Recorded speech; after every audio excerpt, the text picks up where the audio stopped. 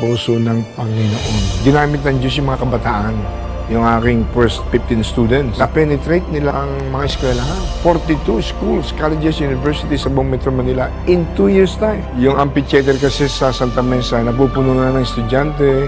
Mamaya, mga faculty members na sumasama kasi nagbubuwalan pag kumikilos ang Holy Spirit na islay ng maraming tao, no? Mga may sakit, gumagaling instantly. Talaga nagparamdam ang Diyos ng kanyang kamanghamanghang miraculous acts. For the glory of God, ang Jesus Lord Church Worldwide Ministry ngayon, kaabot sa lahat halos ng sulok ng Pilipinas at sa 60 countries of the world.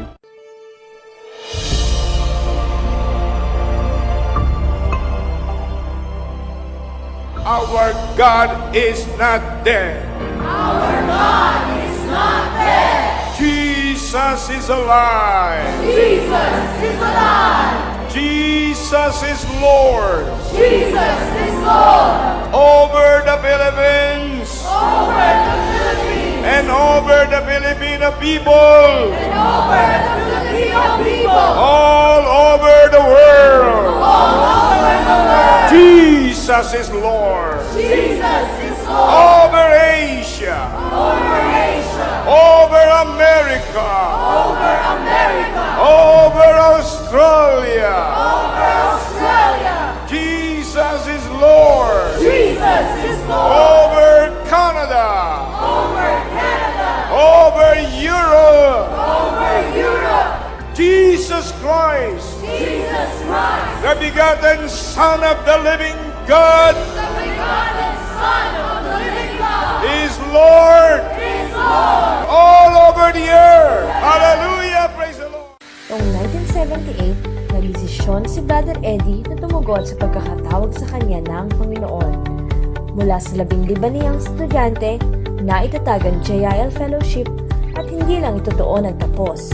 Sa mga paaralan, sa lansangan, sa tahanan, maging sa mga opisina, mga probinsya at syudad. Sa buong Pilipinas, maging sa ibang bansa. Ang samahang ipinanganak sa puso ng Panginoon ay kailanmay hindi mahihinto. Sa loob ng 40 taon, humigit sa 50 iba't ibang mga bansa na ang naabot ng salita ng Panginoon. Kami ay hahayo, magdidisipulo, magtuturo, magpapahayag at aabutin lahat ng tao kahit ano pa ang kanyang lahi, estado, paniniwala, inaanibang relihiyon sa pamamagitan na nagliligtas, nagpapagaling at nagpapalayang kapangyarihan ng ating Panginoong Hesukristo. Pagkat kami ay pinagpalang iglesia, kami ay nagliliwanag sa kabanalan ng Diyos, kumikilos sa mga senyales at kamanghamanghang mga gawa, nagsasalita galing sa Biblia, nagmamahal sa pangalan ni Jesus at gagawin namin ang lahat para ibahagi si Kristo sa mundo. Dahil iyon ang naisin ni Brother Eddie Villanueva. Dahil kami ang JIL Worldwide. Ipinanganak para humayo. Pinanganak para magdisipulo. Pinanganak sa puso ng Diyos.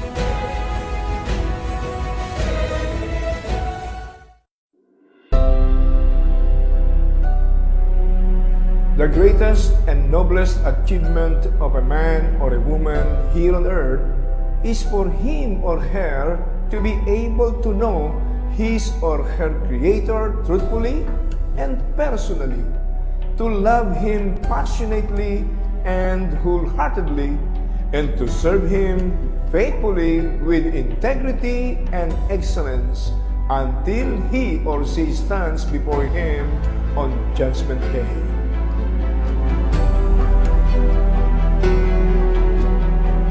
The quality of our life in eternity depends on the quality of our obedience and faithfulness in serving God here on earth.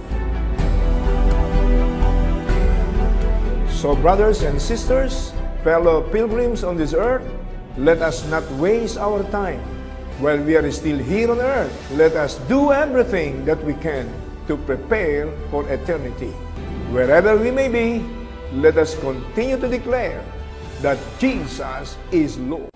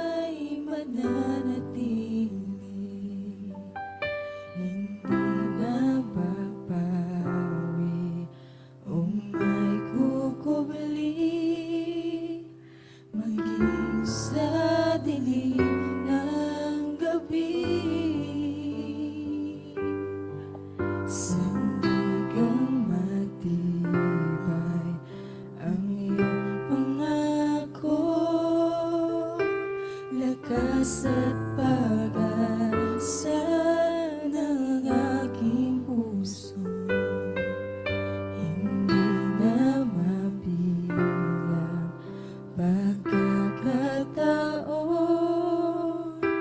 Patunay na katapatan mo sa dalamhati at sa kabiguan, sa pagluha ng puso na sugatan, sa pagsubok na iyong pinahintulutan. Salamat, Panginoon, sa katugunan sa aking dalangin, sa kalakasan sa iyo nanggagaling, sa pagtuturo at pagtutuhin mo sa akin. Salamat, Panginoon, salamat.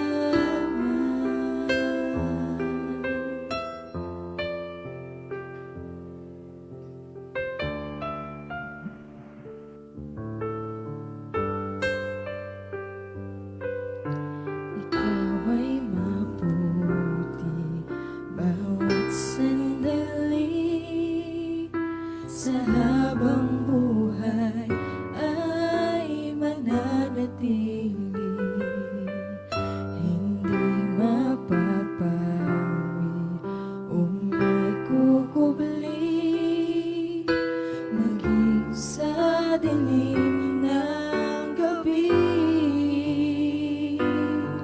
Sandigang matibay ang iyong pangako, lakas at pag-asa ng aking puso, hindi na mabilang pagkakataon.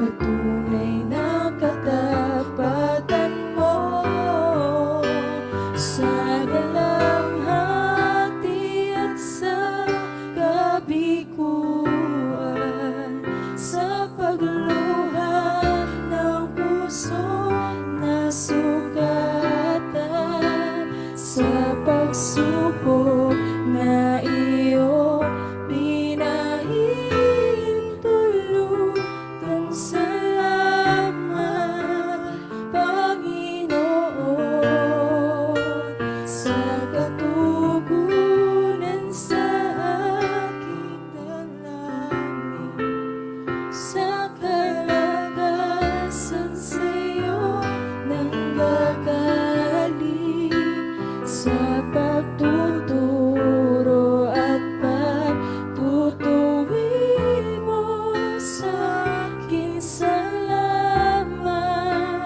Panginoon, ikaw ay mabuti,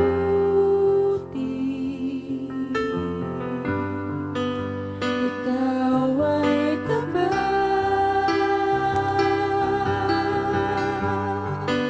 sa iyo ang papuri at pasasalamat.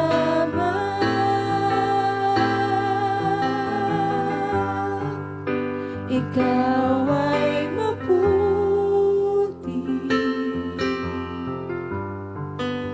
ikaw ay tapat,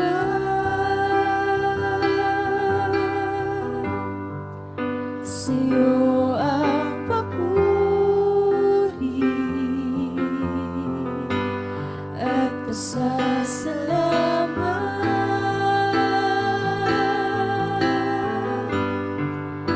sa dalamhati at sa kabiguan, sa pagluha ng puso na sugatan,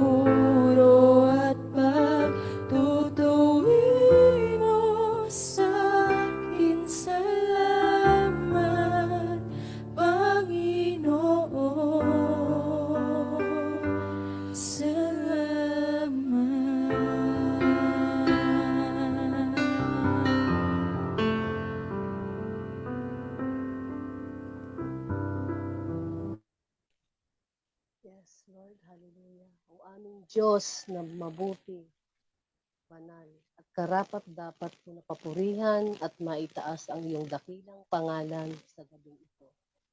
Itago mo po sa iyong krus ang magbabahagi po na iyong salita at gamitin mo po siya upang mas lalo pong maitaas ang iyong makapangyarihang pangalan sa gabing ito. Maraming pong salamat, Lord. Itinataas din po namin ang magiging katagumpayan po ng sumustahan, Lord. At sa lahat po ng makikinig, Lord, alam kong mararamdaman po nilang yung presensya sa pamamagitan po ni Pastor D. Maraming pong salamat, Lord, sa iyo lahat ang papuri, pasasalamat, pagsamba sa iyong dakilang pangalan. Sa pangalan ni Jesus, Amen. Amen. Amen. Praise the Lord. So, isa pong mapagpalang gabi sa inyong lahat.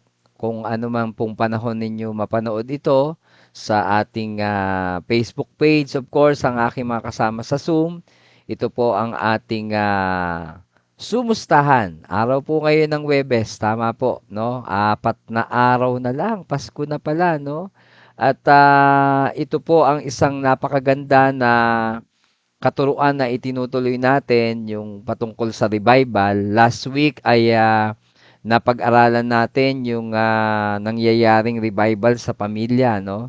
At alam natin kung paano ang kaligtasan ng Diyos ay dumarating sa pamilya ng bawat isa. At ngayon namang gabing ito, of course, yung spillover ng revival ay mararanasan hindi lamang sa pamilya, kundi sa labas, sa mga kamag-anak, sa mga kakilala, lahat ng mga kapitbahay, kaibigan, kaklase, katrabaho, lahat ng yan ay maaabot natin. Dahil ang revival, parang apoy yan.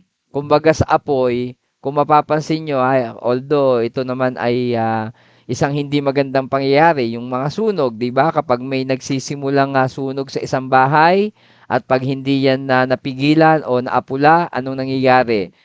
Buong compound o yung buong barangay pagkaminsan ang nasusunog o natutupok ng apoy. But this time, ibang apoy po ang ating ikakalat. Ibang apoy ang maglalagablab at ito okay lang na makaabot sa kapitbahay, sa karatig na kapitbahay pa doon sa malayong kalye, doon sa kabilang sityo o purok, sapagkat ito ay patungkol sa kaligtasan, habag biyaya, pagpapala, pagkakilala sa Diyos, o yung pagliligtas na ating naranasan na ito'y nag-uumapaw para sa buhay ng bawat isa. Okay, so simulan na po natin as I share my PowerPoint, no? At sundan natin itong pag-uusapan natin na napakaganda na ito ay natatapik natin sapagkat ito ay mahalaga na malaman natin ng bawat isa na ang revival na ito ay malaman hindi lamang sa loob ng tahanan natin, no? Kundi ito ay makita din doon sa kabuuan ng ating komunidad.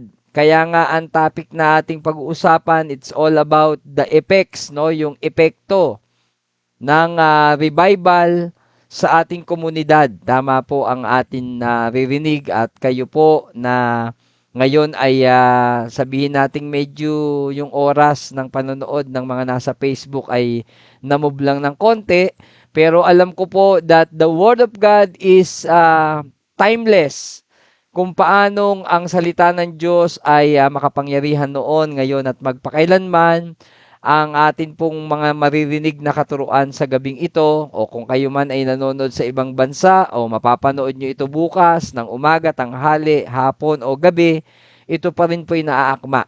At itong epekto ng revival na ating isinelebrate noon pang October, no? Kung natatandaan nyo sa Luneta, we declare revival, yung urgent call for action. At ito ay tuloy-tuloy ang ating pagganap ng revival hindi lamang sa ating pamilya kasi sabi ng talatang Acts chapter 1 verse 8, kapag tinanggap daw natin ang kapangyarihan ng banal na spirito, ito ay sa atin, no? But you shall receive power. Ito ang pangako ni Jesus nung siya ay muling nabuhay. Sabi niya sa kanyang mga alagad, huwag kayong aalis doon, ha? Tarry in Jerusalem until na ang banal na spirito ay dumating sa inyo. And you shall be witnesses to me. Magiging mga saksi daw kayo sa Panginoon. Sabi niya, in Jerusalem and in all Judea and Samaria and to the end of the earth. Ito po ay meron pong magandang ibig sabihin dito ang Panginoon. When we say Jerusalem, ito po yung tinuro ni Pastora Janet last week, yun yung Jerusalem, yung pamilya natin, yung immediate family natin. Nasa iisang bubong tayo. And in all Judea, ito yung karating ng Jerusalem, so ito yung ating mga sabihin natin kamag-anak na hindi natin kasama sa bahay, no? Unahin natin 'yon. And then mga kapitbahay, kaibigan, at sabi pa diyan, and Samaria. So ito na yung Samaria na pwedeng ito yung katrabaho mo, 'di ba? Kaklase mo, kaibigan mo, mga kakilala mo na alam natin na bagamat malalayo sila, although sa panahon ngayon, wala nang malayo, wala nang malapit because of the social media. And to the end of the earth, ito na yung magmi-mission ka na talaga, no? Naabutin ang mga sa ibang bansa. Okay?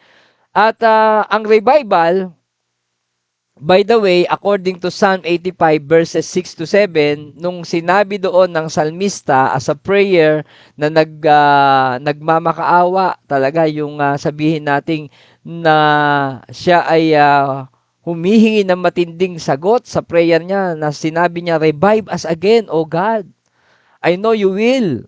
Sabi niya, Lord, panumbalikin mo kami muli, Panginoon, at alam ko na ito'y kalooban mo.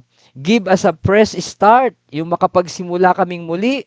Then all your people will taste your joy and gladness. Pour out even more of your love on us. Reveal more of your kindness. And restore us back to you. When we speak about revival, hindi lang ito para sa atin. Ulitin ko po ha, ang revival, dapat hindi lang kasing liit ng pamilya lang natin. Kaya nga, kung nag-uumapaw na yung kaligtasan, yung pananampalataya sa pamilya natin, dapat ito ay lumalabas na sa ating mga bahay. No? Hindi na lamang sa ating mga Jerusalem, kundi sa Judea, na kung saan yung mga ibang tao ay naaabot na po natin. Okay? So, simulan natin ang epekto ng revival sa ating community, and I will be modeling ang John chapter 4 verse 5 to 30. Kung matatandaan nyo, ito po yung istorya ng Samaritanang nakausap ni Jesus. Natandaan nyo sa John chapter 4, pagka sinimulan natin dun sa verse 5, makikita natin doon na pumunta siya sa isang bayan na tinatawag na Sychar, no? Sa Samaria. At doon, malapit doon sa balon ni Jacob, ay makikita natin na merong pagkakataon na si Jesus ay namahinga in verse 6, no? Siyempre, malayo pong lakbayin, wala naman sasakyan during that time, at naupo siya dun sa tabi ng balon, no? Tanghali noon. So, mainit, no? Kapag nakita natin in verse 7, may isang Samaritanang babae na dumating doon at iigib ng tubig. Kaya sabi ng Panginoon na, will you give me a drink? Pwede mo ba akong bigyan ng tubig? So, si Jesus lang nung panahon na yun kasi yung mga disipulo niya ay pumunta sa bayan para bumili ng pagkain. No? So, sa verse 9, sabi nung Samaritana sa kanya, hindi ba't ikaw ay Hudyo at ako ay Samaritana? Kasi para lang po sa kaalaman ng mga nanonood po ngayon o nakikinig na kasama ko dito sa Zoom ay ang mga Hudyo ay hindi nakikipag-ugnayan sa Samaritana. So, kung baga sa panahon natin ay magkagalit. Oo, tama po, narinig nyo. Hindi sila nagpapansinan, hindi sila nag-uusap. Kaya parang aloof yung babaeng Samaritana na makipag-usap kay Jesus. No? Kaya sabi niya, you are a Jew and I am a Samaritan woman. Paanong nangyaring ikay humihingi sa akin ng tubig? Diba? So, sabi ni Jesus sa verse 10, kung alam mo lang, no, ang maaring irigalo sa iyo ng Diyos at kung sino itong humihingi sa iyo ng tubig, you would have asked him, no? Ikaw mismo pa ang hihingi sa kanya ng living water. Ayan, nabanggit niya yung living water. So this time, sabi nung Samaritan sa verse 11, maganda ho kasi maunawaan natin tong kwentong ito just ma-relate natin yung gagawin natin sa community. Paano mag-spill over ang revival na nangyari sa ating buhay personally, nangyari doon sa ating pamilya, at paano siya lalabas. Okay? So, mahalaga po ito, no? Kaya sabi ng verse 11, tingnan nyo na ang tawag ng Samaritan kay Jesus. This time, sabi niya, Sir. Kasi nag-offer siya ng parang sabi niya na, kung alam mo lang ako, kung sino ako na humingi sa'yo ng tubig, baka ikaw pa nga ang dumating sa punto na humingi sa akin dahil bibigyan kita ng living water, no? At kaya sabi niya in verse 11, Sir, the woman said, you have nothing to draw with and the well is deep. Sabi niya, paano ka makapagbibigay ng tubig, sir? Wala kang pansalok, ni wala kang timba. No, sabi niya doon sa verse 12, are you greater than our Father Jacob na nagbigay sa amin ng balon na ito, kaya kami may naiinom at naiigiban? So, kagaya ng ginawa niya sa kanyang mga anak at sa kanyang mga alaga. So, sumagot si Jesus in verse 13, Jesus answered, ang sino man naiinom sa tubig na ito na aking iniaalok ay hindi na muling mauuhaw. Pero ang sino man na iinom sa tubig na ito na sinasabi natin, di ba, yung physical na tubig, mauuhaw pa rin. Pero sabi niya, indeed, the water I give them will become in them, no? Ay isang spring of water welling up to eternal life. So parang nag-isip yung babae, parang matalinhaga yung sinasabi ng Hudyo na ito, no? Kaya sabi niya sa Panginoong Hesus, Sir, bigyan mo nga ako ng tubig na ito para hindi na ako mauuhaw at nang sa gayon, hindi na rin ako pupunta pa dito para umigib ng tubig. So, parang sinasabi niya na, maganda yung ino-offer mo. Ako nga'y milya-milya ang nilalakad ko para umigib dito, tas pag uwi ko, mabigat. Maganda yung ino-offer mo. So, sabi ng verse 16, he told her, go, call your husband and come back. Sabi niya, sige, humayo ka, tawagin mo yung asawa mo at bumalik ka dito. Sabi nung babae, ito na po, makinig kayo. Sabi nung verse 17, I have no husband, wala po akong asawa. Sagot niya. And Jesus said to her, tama ka, you are right. Nung sinabi mong wala kang husband, kasi ang totoo, meron kang 5 kinakasama, no? At yung kinakasama mo ngayon ay hindi mo asawa. So, meaning to say, kasi alam ni Jesus sa panahon nila, kapag hindi kasal, hindi pa naman talaga tawag doon ay asawa, no? Pwede kinakasama. So, 5 na palang kinakasama itong babaeng ito, at yung kinakasama niya ngayon, hindi pa rin sila kasal. So, parang sabi niya, ang sinasabi mo ay lubhang totoo. Sabi niya, nung Samaritana, what you have said is quite true. So, nagtaka na siya, sabi niya, Sir, the woman said, I can see that you are a prophet. So, prophet na, nag-level up na, no, yung kanyang pagtawag kay Jesus. Sabi niya, our ancestors worship on this mountain. Pero kayong mga Hudyo, kine-claim nyo na ang lugar lang na pwedeng sumamba ay ang Jerusalem. So, parang nagkaroon na ng interes ang babaeng ito nung nahulaan ni Jesus ang buhay niya na pag-usapan ang patungkol sa pagsamba, no?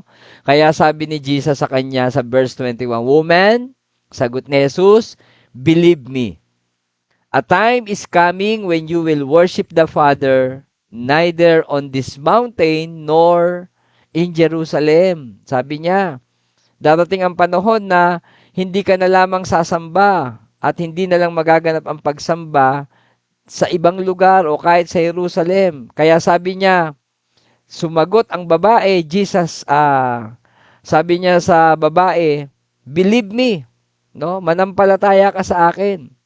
Kasi kayong mga Samaritana, sabi doon, sa verse 22, ay nagwo-worship sa mga Diyos na hindi nyo kilala. But we worship what we do know. Kami, sinasamba namin ang Diyos na nakikilala namin, sapagkat ang kaligtasan ay mula sa mga Hudyo.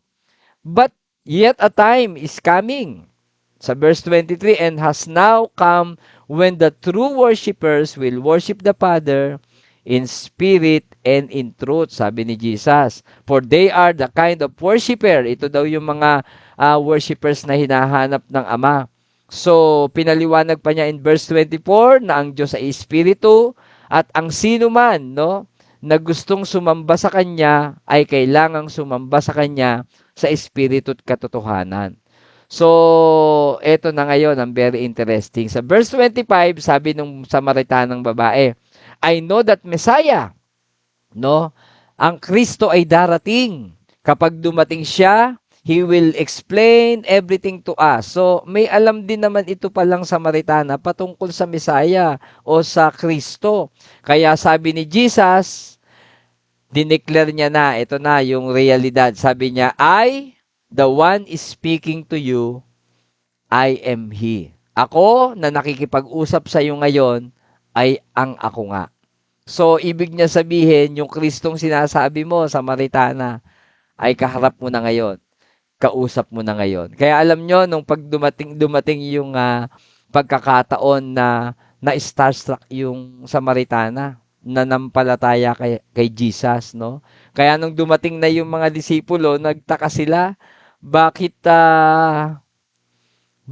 ang Panginoong Yesus ay nakikipag-usap sa babaeng yon, no? Sa Samaritanang yon, sapagkat alam nila na yon ay napaka-bihira o hindi dapat nangyayari sapagkat hindi nakikipag-ugnayan ang mga Hudyo sa mga Samaritana. Okay?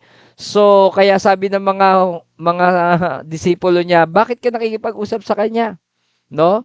Alam niyo ang ginawa nung Samaritana, iniwan niya na yung jar niya, no? No, parang in a way nawalan na siya ng interest dun sa kanyang supposedly gagawin dahil sa kanyang natagpuan na si Jesus bilang Messiah ang tagapagligtas.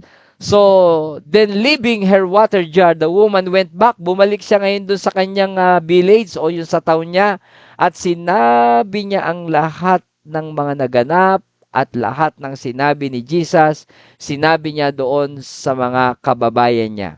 Sabi niya sa verse 29, Come! Halika kayo, tignan nyo ang lalaking nagsabi sa akin ng lahat-lahat ng aking gagawin para maligtas. Could this be the Messiah? Hindi ba ito ang tagapagligtas, ang Kristo? So they came out of the town and made their way toward Him. So alam nyo, dun dahil sa revival na nangyari dun sa babaeng yon, sa Samaritana na yun, which is the spillover ng mga Hudyo na nakarating sa mga Samaritana, ang kaligtasan, yung buong village na yon ay pumunta kay Jesus at to make the long story short, ay kumilala ang lahat ng yon sa ating Panginoon. Diba? So, ito yung epekto ng revival dapat. Dapat ang revival, hindi lang yung umattend ka ng isang revival, gathering, tapos na-bless ka, napuspos ka na Espiritu Santo, then, after that, ikaw lang yung nakaalam, ikaw lang yung nakaranas. How about your family, 'di ba? How about your Jerusalem? How about the Judea, yung mga mahal sa buhay na malayo sa iyo? Yung iyong mga kapitbahay, kaibigan. So naunawaan po ba natin mga kapatid, no, mga nakikinig ngayon? So ito po yung nangyari sa verse 28 up to verse 30. Then leaving her water jar, the woman went back to the town and said to the people, Come, see a man who told me everything I ever did. Could you be? Ito yung kanta ni Gary B. Dito galing yon, no? Could this be the Messiah? They came out of the town and made their way toward Him. So, ito po ang isang magandang mga epekto ng revival sa community. Tingnan po natin ito. Number 1, makikita natin that revival brings the peace of God, no? Yung tinatawag nating revival mercy, no, yung kahabagan ng Panginoon. Ito po yung nag-aalis ng mga, alam nyo na, yung ating mga consequences ng kasalanan. And kapag nalaman mo, 'di ba, yung Samaritanang babae, no, parang bigla siyang na-convict na alam ng Panginoon, alam ng lalaking ito na ako'y ang mga lalaking kinakasama ko hindi kami kasal at in a way namumuhay kami sa kasalanan. Okay? So, yung revival na naranasan ng babae, nagbigay sa kanya ng kapayapaan na may pag-asa pa pala ako. Maaari pa ako magbago, maaari pa ako maligtas. So, tandaan nyo po ito. Sa mga gusto nating mashiran, tandaan nyo, ang revival na mararanasan nila ay magdudulot ng kapayapaan mula sa Panginoon. Okay? Because when revival comes, no, it takes away God's wrath, yung galit at puot ng Panginoon, na syempre, alam namang natanggal lang yung puot ng Diyos. Ikaw ay nakaranas ng kapayapaan, pero ganun lang, wala kang gagawin. Of course, yung puot na yon na nawala sa puso mo at natanggal, syempre dapat may ipapalit doon. Hindi siya mananatiling hungkag lang, no? Kailangan mapalitan siya ng kapayapaan at pagkakasundo. So, ang revival ay nagdudulot ng kapayapaan ng Diyos. Next, pangalawa, ano ang epekto pa ng revival sa ating community? Revival brings more of God's glory in our community. Yung kaluwalhatian ng Diyos, kaya nga I believe nung bumalik yung Samaritana sa community nila, yung glow, no? Alam mo yung aura ng babaeng yon, na ano kayang itsura ng babaeng nakalima na ng kinakasama, no? At iba-ibang lalaki ang nakakasama niya. So, nagtaka marahil ang mga tao na kilala naman nila yung babaeng yon, na palaging naglilingkod sa kanyang mga kinakasama. Pero nung bumalik, nakita nila yung Shekinah kind of glory sa babaeng ito, no? Kaya ang revival po talaga, kayo na mga nakikinig po at alam nyo na ang Panginoon ay nasa puso natin, ang presensya niya. Tayo kasi yung yung tinatawag na carrier ng presensya ng Diyos, no? Alam niyo yon na tayong lahat ay nakakaranas na ang presensya ng Panginoon ay nararanasan ng mga tao sa pamamagitan natin. Alam niyo yon na yung mga tao na kapag ka nakikita kayo, kung may ginagawa silang kasalanan during that time na dadaan kayo, yung kaluwalhatian ng Diyos ay nasa inyo, parang naramdaman niyo na ba yon?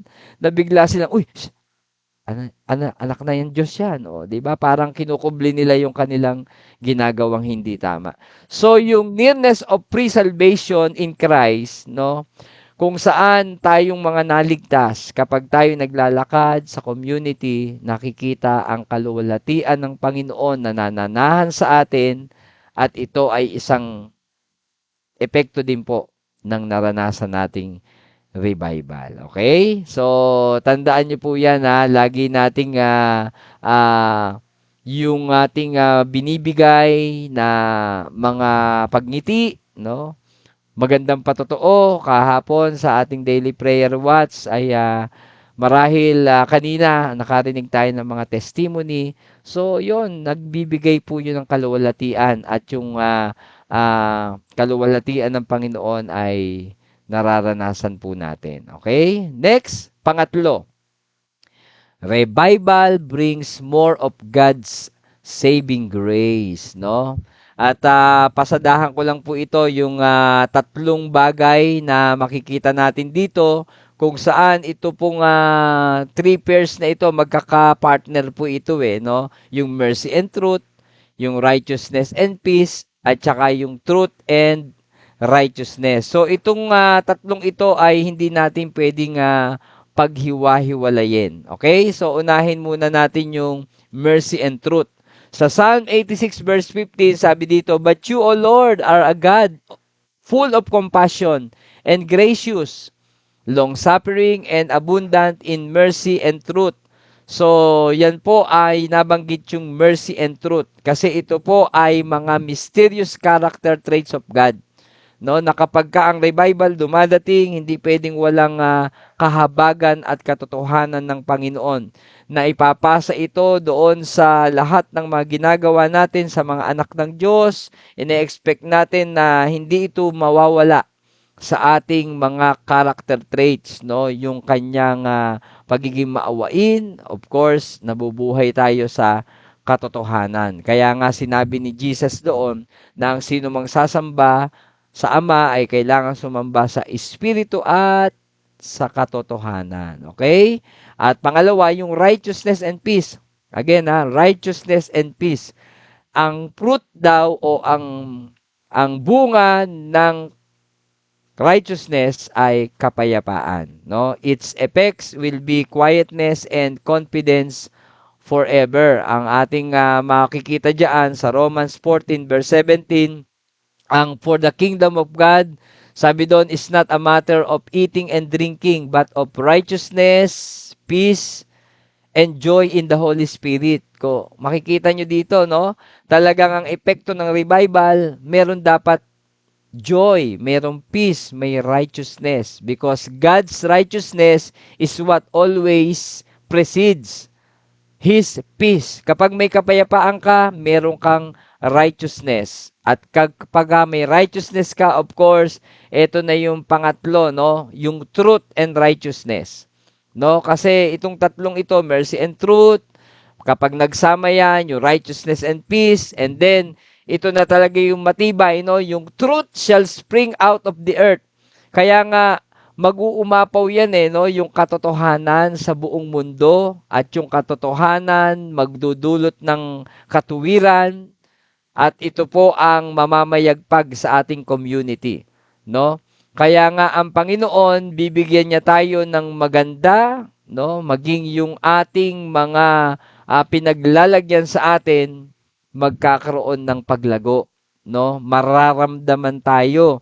Yung Samaritanang yon talagang ramdam na ramdam ng komunidad nila kasi kilala nila yung babaeng yun Siguro kung panahon na yon may mga nagmamarites na lagi siyang talk of the town. No, that's the exact word. Lagi siyang headline sa kanila, ayan na naman si Samaritanang babae, no?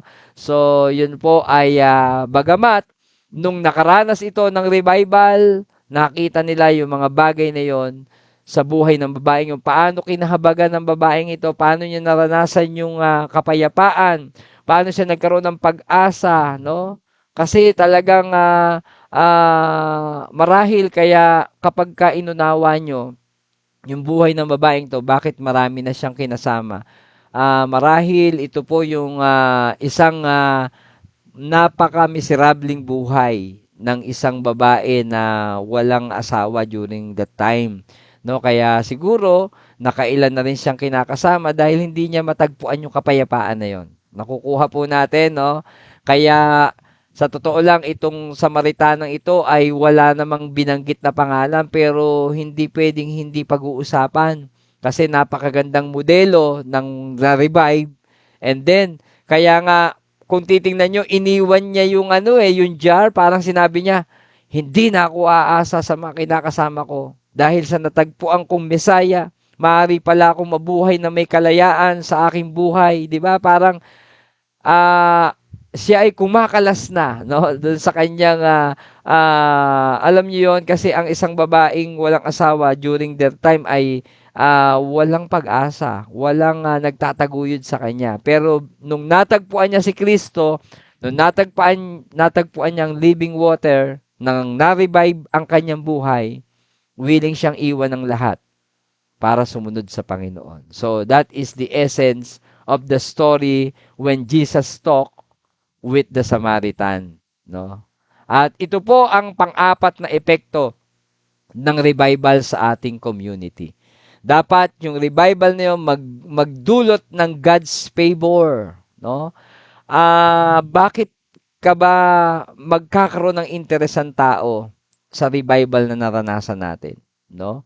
Paano nila malalasahan yung asin, no? At makikita ang ilaw ng sanlibutan kung wala namang epekto ito sa iyong kinagagalawan. Kaya nga nagkaroon po ng desire ang ating leadership, no, sa District 2 na magkaroon tayo ng sinasabing kung saan may JIL, dapat may life group o may gawain. Kung ikaw ay nilalagay ng Diyos sa trabaho mo, dapat magkaroon ng gawain doon sa trabaho mo.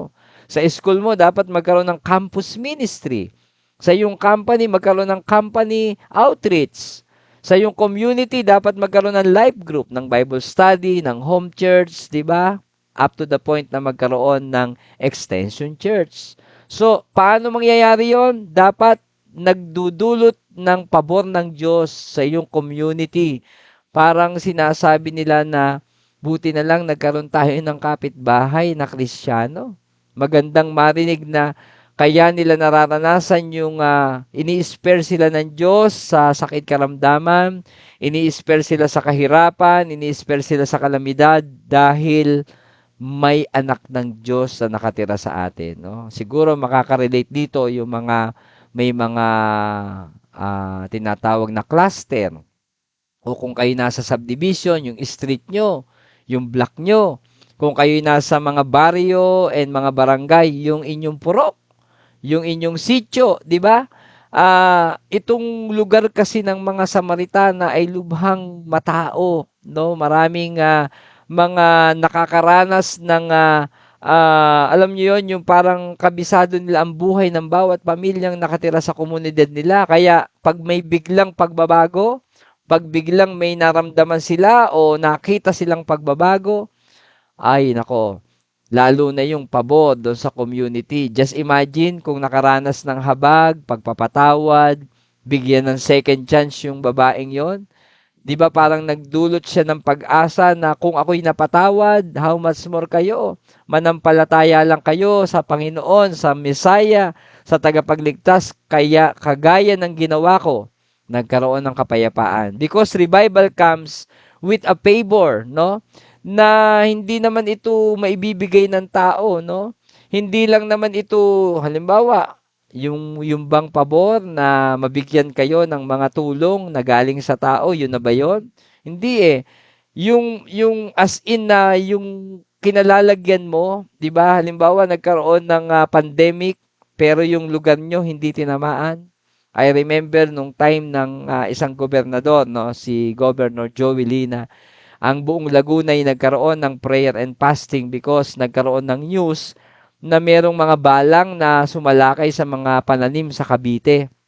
So I remember that time, ako pa po ang chairman ng Kabuyaw Youth for Jesus Movement, nagpatawag sa Kapitolyo ng prayer and fasting, no? Maghapon, I think a day of fasting. Lahat ng mga religious sector nagkaroon ng tinatawag na ecumenical prayer and fasting, and we attended that, no, ang Kabuyaw for Jesus Movement that time, CJM pa lang, naalala ko po yun, nagpray. Alam nyo nangyari? After that prayer, yung salot ng mga balang na sumira ng pananim ng Cavite ay nilampasan po ang Laguna. Praise the Lord. Nakaranas ng God's favor ang Laguna at ito ay hindi na nalanta. So ito po ay naibalita at ang pangalan ng Panginoong Yesus during that time ay naitaas sapagkat nung in-interview ang ating Governor Joey Lina, who is a believer, no, ay sinabi niya na ang Diyos ang nag-spare at nagbigay ng favor sa community. It's all because may mga mananampalatayang na-revive ang mga puso. So kung ito ay literal na titingnan natin dito sa ating distrito, sa Kabuyaw, Los Baños at Bae, pwede rin itong mangyari, no? Sapagkat ang pabor ng Diyos ay nananahan at dumadaloy sa kanyang mga anak. For example, di ba, sa Israel po, nung kami po'y nabigyan ng pribilehiyong makapunta ng lupang pangako, nakita namin, grabe, ang kilos at pabor ng Diyos sa kanilang agricultural, no, yung kanilang mga pananim, ang lalaki po ng bunga ng yung talong nila, grabe kasi laki ng bola ng bowling, no? At magugulat ka yung kanilang mga pananim, bagamat nasa kainitan, pero bakit namumunga? Berding-berde ang mga dahon. Why? Sapagkat kapag ang Diyos natuwa siya sa mga tao na sumusunod, nakipagkasundo sa Panginoon, pati ang kanilang lupain, pati ang kanilang syudad, lugar, bayan, baryo man yan, barangay man yan, o isang maliit na community, mapapagpala at makakaranas, no, ng revival. So, sino magdadala? Paano nila mararanasan? Just the example na pinakita sa atin nung Samaritana, they believe that that Samaritan woman na nagkaroon ng conversation kay Jesus ang nagbukas ng kaligtasan sa mga Samaritana, sa community ng mga taong hindi man lamang nakikipag-ugnayan sa lahing mga Hudyo.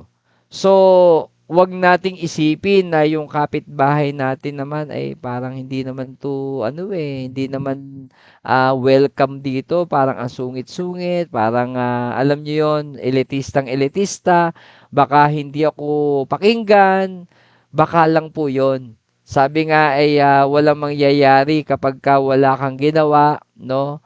Ay hindi ka magiging instrumento ng Diyos para ito ay kasi ang outward benefits po na binibigay sa mga mananampalataya ng Panginoon o yung blessing na taglay-taglay natin, yung revival na naranasan natin, ay nararanasan din kasi ng mga taong nakakasalamuhan natin. Opo, yung company nyo, hindi nagsasara dahil nandun ka. Nakita nyo po ba yon? Yung pabor na ang dami-daming company because of the pandemic or yung panahon pa ng year 2000, no, na nagkaroon ng pagsasara ang maraming kumpanya. Pero dahil nandun ka, dahil may isang revive na anak ng Diyos na naandun, hanggang ngayon, naandyan pa rin at nakatayo ang company. Diba? So, mga example lang po yan. Diba? Sa lugar nyo, bakit ang mga bilihin ay mura?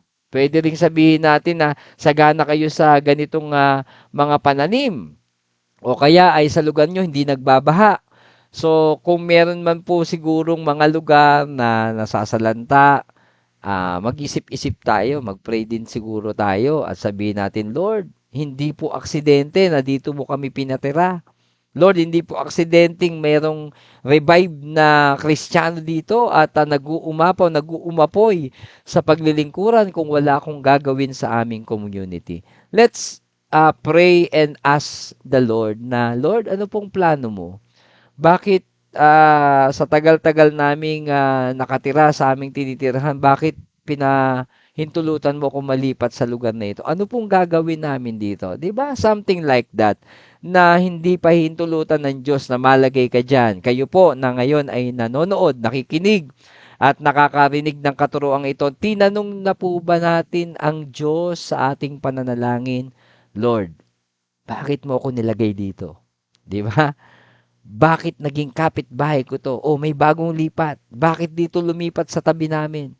O Lord, nilagay mo ako sa Parents and Teacher Association. Ayaw na ayaw ko namang maging officer. Bakit ako binoto nila? Let's ask the Lord. And for sure, merong plano si Lord. Yan na yung effect ng revival sa iyo, kapatid.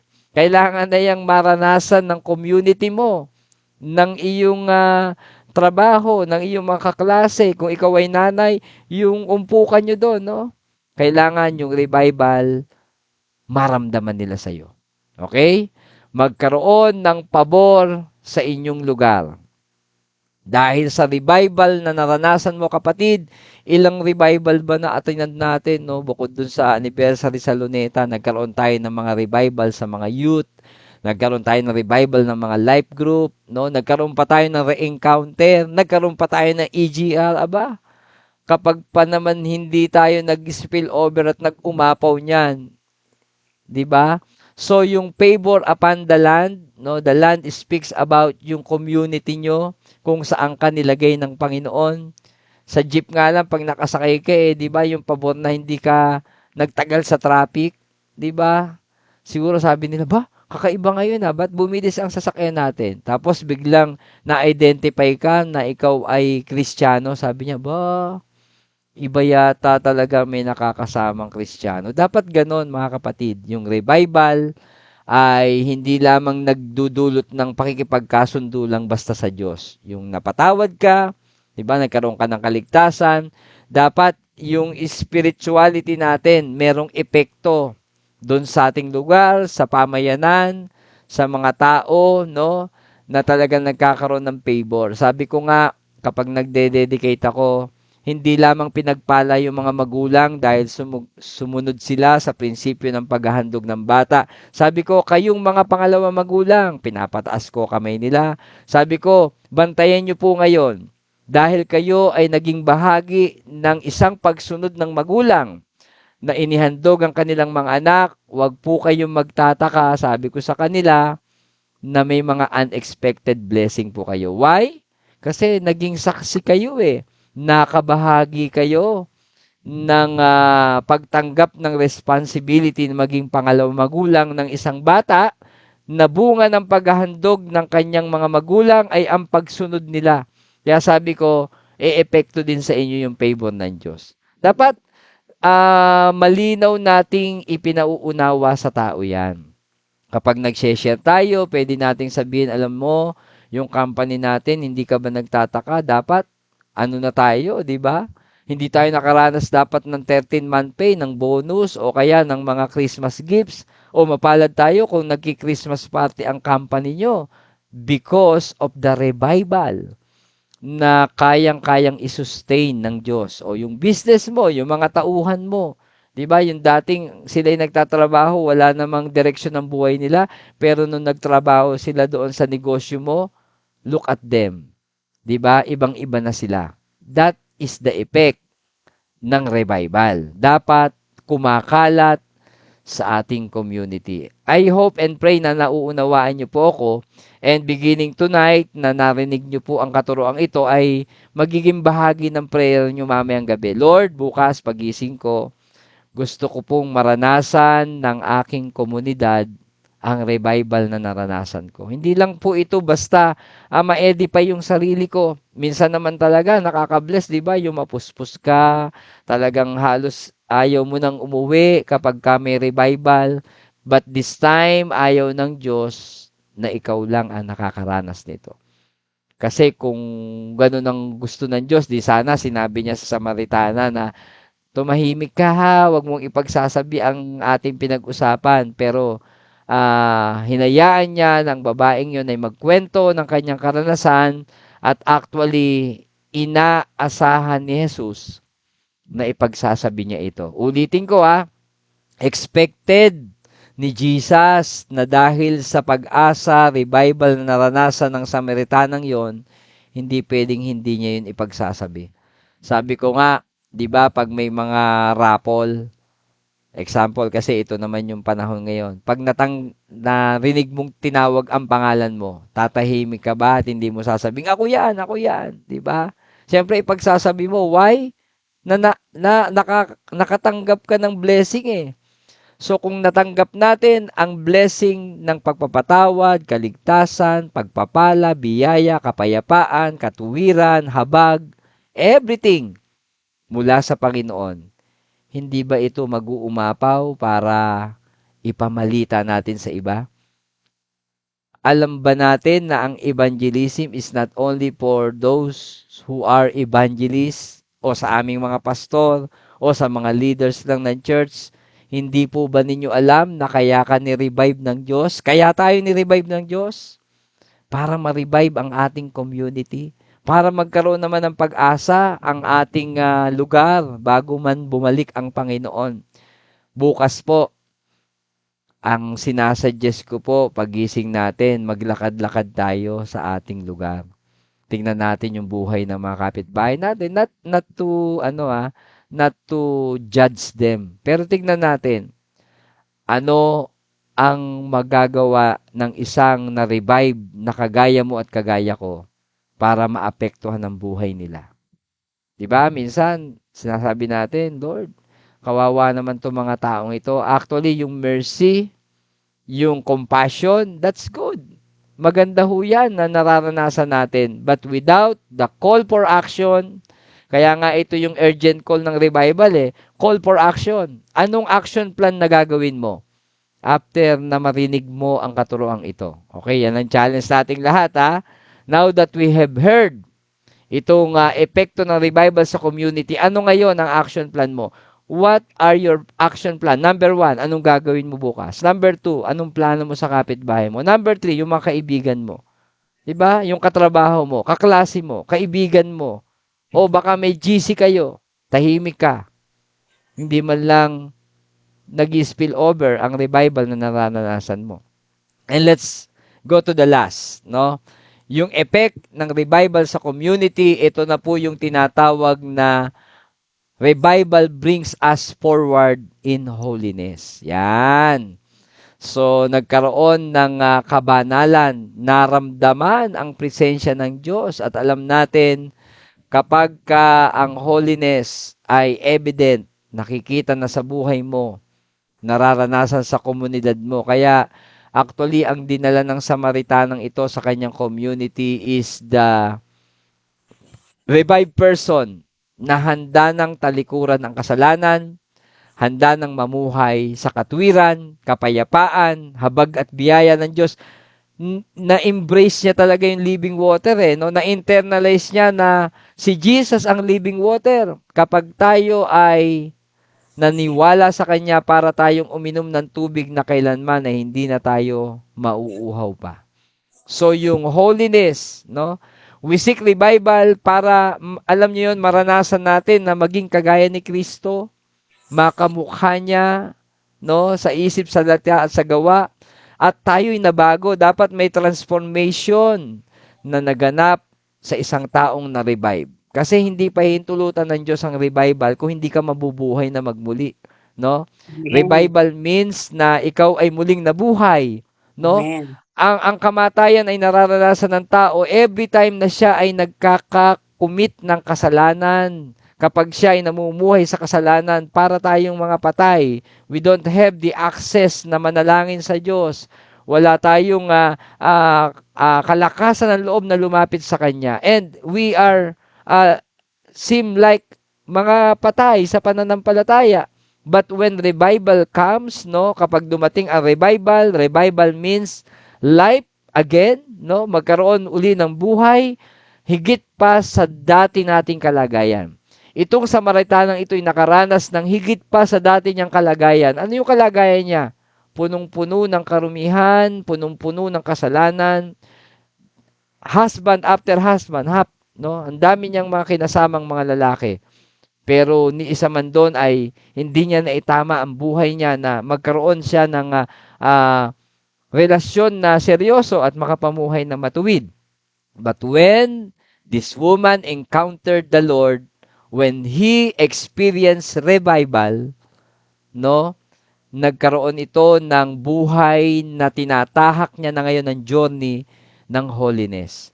The grace of Christ para tayo i-advance bilang mga mananampalataya in sanctification, no?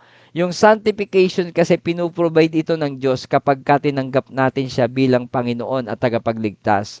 Si Lord na yung ating magiging Diyos di ba? Tayo yung mga believers niya. At yung mga believers ay susunod kay Kristo, ano man ang daang lalakaran niya, saan man siya pupunta na direksyon, ito ay patungo sa pagsunod sa ating Ama. Kaya nga tinatawag din siyang captain, di ba? Of the host. Siya yung ating tinutularan, siya yung ating tagapagtubos, at siya ang nagbigay ng pagkakataong siya na walang kasalanan ay naging kasalanan upang tayo mga makasalanan daw ay maging matuwid sa harapan ng Panginoon. Ang katwiran po ang naghahanda sa mga anak ng Diyos o sa atin para sundan natin siya. Kaya nga katuwiran matuwid na landas, di ba? Yung ating generation na ni-revive ng Panginoon ay gagawa ng isang daan patungo sa Panginoon. Tandaan nyo, may dalawang klase ng pintuan na dinadaanan ng tao patungo sa Panginoon. Isang malawak na daan, kung saan, sabi doon, dahil sa sobrang lawak, ang daming temptation. Ang daming bagay na magde-defocus sa ating pagsunod, pananampalataya, pagmamahal, commitment sa Diyos. Pero ang sabi doon, but there is a narrow road, a narrow door, masikip, makipot na daan. Pero ang dulo daw nito ay kaligtasan. Ang dulo nito ay buhay na ganap at kasiyasiya dahil ito ang way to obedience, way to blessings at kalooban ng Panginoon na bagamat sa buhay na ito, hindi po madali, no? Ang pagiging Kristiyano po, ang buhay Kristiyano ay masayang tunay pero may mga problema, may mga pagsubok, hindi po madali pero kapag may kabanalan, ito po yung tanging hinahanap ng Diyos because without holiness, we cannot see God. Alam po natin yan. Naging tema po ng anniversary natin yan if you can still remember. Holiness becomes evident. Ang babaeng ito, naging napakagandang kaluwalhati ang nakita ng mga community niya. Kasama niya doon sa lugar niya yung kabanalang nakita sa babaeng yon na marahil ako po pag pinag-aralan ko to at ipaparaphrase ko, kumalas na siya doon sa mga lalaking kinakasama niya. Nag-decide ang babaeng itong sumunod kay Jesus and that revival brings God's consciousness, no? Not just to the primary subject at the revival but to everyone. Yung mga tao tuloy nagkaroon ng kaisipan na posible palang mabuhay tayo sa katuwiran na may kabanalan, no? Nakita natin sa babaeng yon, nagkaroon ito ng epekto sa kaisipan nila kay Kristo, no? Na magkaroon din ng personal encounter o yung revival. Kasi yung mensahe ng buhay ng Samaritanang yon ay naging isang buhay na mensahe, buhay na patotoo. Kaya napakahalaga po na binabantayan natin ang ating mga buhay sapagkat ang mga tao sa ating community nagbabantay sa atin araw-araw. So, napakaganda po. Siguro, basahin nyo rin sa sarili nyo yung John chapter 4 na binahagi ko po sa inyo sa gabing ito. Ano ang epekto ng revival sa ating community? Sinampol ko po sa inyo yung buhay ng babaeng yon na nakausap ni Jesus doon sa Jacob's Well at dahil sa simpleng encounter na yon, nagdulot ng revival sa babaeng yon, nagdulot ng revival sa kanyang community at ang pagbubukas ng pintuan para sa mga Samaritano at sa buong Samaritans, doon sa buong Samaria na yon, naranasan nila ang breakthrough. Naranasan nila ang revival kahit na dumating sa kultura nila na hindi sila nakikipag-ugnayan sa Hudyo.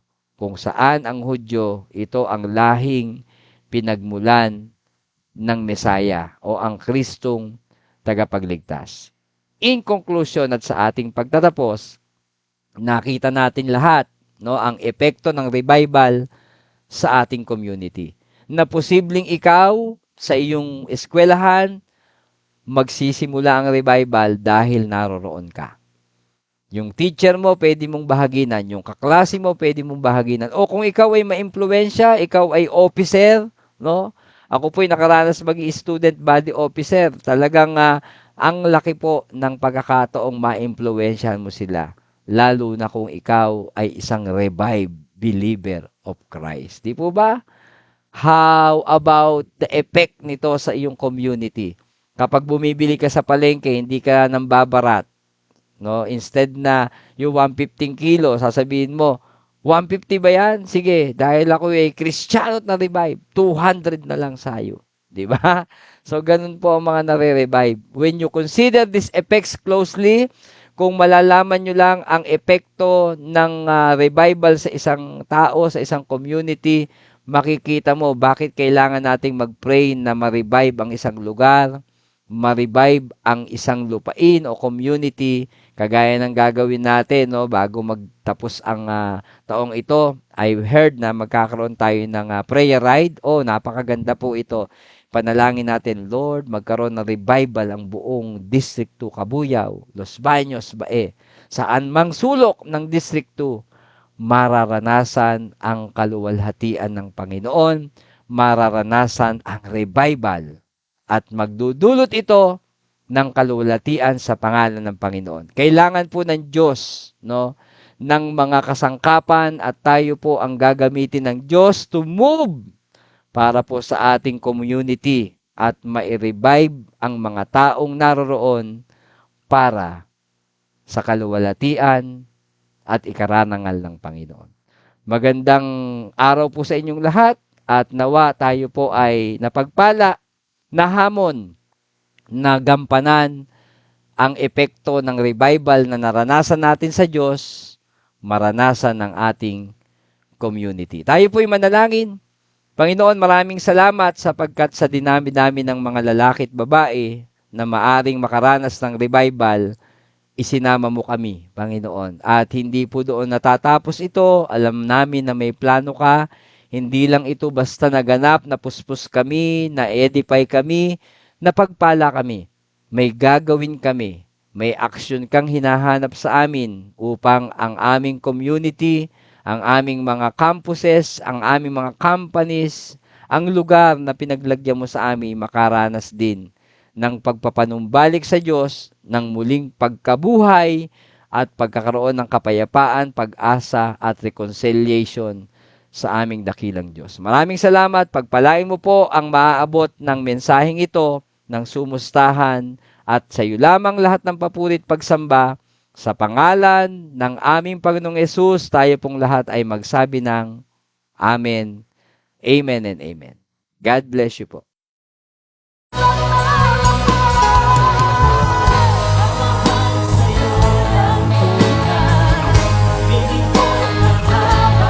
Isang tanging hari. Salamat, Panginoon. Magbibigay ng karangalan sa'yo.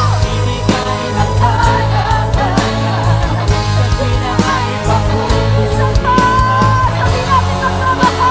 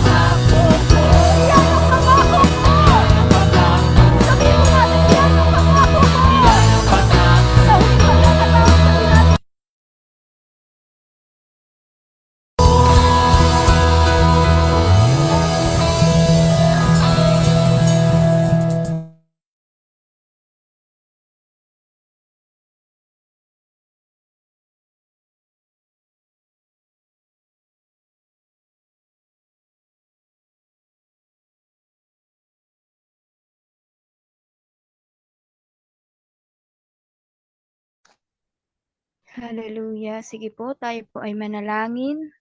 Hallelujah, we praise your name. Tunay, Panginoon, na ito po ang pangako namin sa iyo.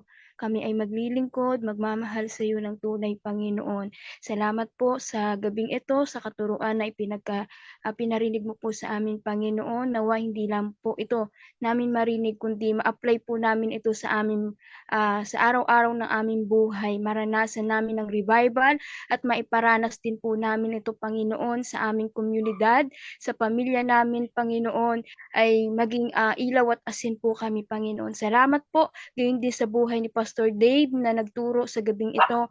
Salamat po sa kanyang buhay, pagpalain mo po siya at ang kanyang buong pamilya at ang lahat po, Panginoon, na nandito sa Zoom at sa manonood pa nito, O God, ay maging rema ito sa aming mga puso na as a Christian, Lord, bilang isang Kristiyano ay manindigan at tumayo kami, Panginoon, bilang ilaw at asin ng aming komunidad. Salamat po, O Diyos, sa inyo po namin tinataas lahat ng papuri, pasasalamat at pagluwalhati. In Jesus' name we pray. Amen and amen.